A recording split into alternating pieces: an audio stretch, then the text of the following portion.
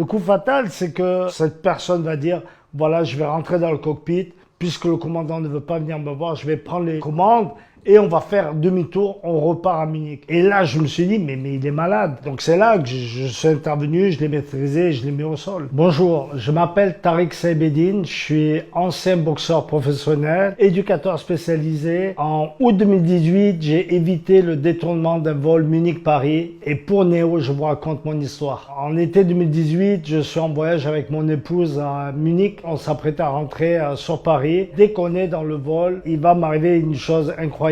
Il y a une personne qui va chercher à détourner le vol. Je n'ai pas repéré cette personne. C'est une fois qu'on était assis, que l'avion a décollé, l'hôtesse est venue porter des boissons et ce mec a collé l'hôtesse. Il était juste devant moi. Tout de suite, j'ai compris qu'il y avait un problème parce que quand il parlait à cette hôtesse, elle était tétanisée. Elle n'osait même pas le regarder. Le chef de bord est parti pour prévenir le commandant et le gars l'a suivi. Et là, aussitôt, j'ai posé mon plateau à côté de ma femme et je lui ai dit, écoute, je me lève, il va y avoir un problème. Pour moi, il allait avoir une bagarre. Aussitôt, je me suis levé, j'ai été les rejoindre devant le cockpit. Quand j'arrive à leur niveau, ils se parlent pas. Ils se regardent et j'arrive et je me dis, mais qu'est-ce que je fais?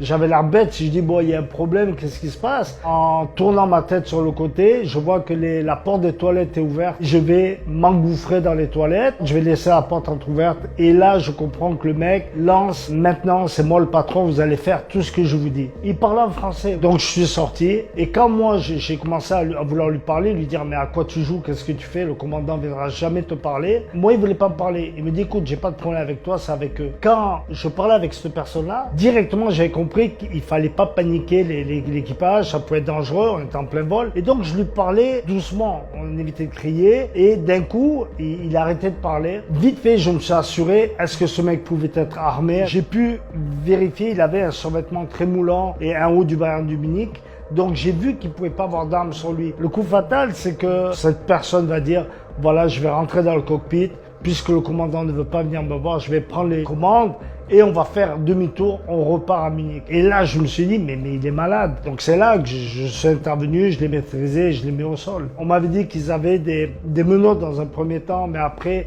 on avait des Serflex, on lui a attaché les mains, les pieds. Je l'ai tiré, je l'ai amené à la première classe, vu qu'on avait poussé toute la première classe à l'arrière de l'avion. Et on avait tiré les rideaux. On n'a pas laissé le temps aux gens de comprendre et de paniquer. Je l'avais glissé entre deux fauteuils. J'ai fait le vol en lui levant les jambes pour pas qu'il puisse avoir des appuis. Et j'ai fait la moitié du vol qui restait jusqu'à arriver sur le tarmac où la police des frontières est venue le récupérer. La police des frontières va rentrer dans l'avion en me disant, bon, ben, écoutez, voilà, si vous pouvez venir avec nous. Il y avait le commandant et le chef de bord aussi qui était présent avec moi. Et j'ai dit, ok. À la fin, quand on est sorti de la police des frontières, on est sorti tard, à plus de minuit. On m'a même pas offert un taxi pour me dire, bon, ben voilà, rentrez chez moi en taxi. Donc, j'étais pas content. Je dis, je vais appeler un ami à moi, journaliste, et je vais lui raconter les faits. Et ma femme, à ce moment-là, a eu peur. Elle m'a dit, écoute, on sait pas les représailles qu'il y aura. Je préfère que tu dises rien. Et je lui dirais, impossible ce qui nous arrivait. Je vais en parler à tout le monde, quoi. Alors, aussi surprenant que ce fait d'actualité a été international. Le monde entier en a parlé. Et j'ai eu aucun retour politique, que ce soit la politique française ou que ce soit même, je suis d'origine marocaine, même le Maroc qui vient récupérer. Il y a eu la presse, les médias, tout le monde m'a félicité, mais je n'ai eu aucun retour politique.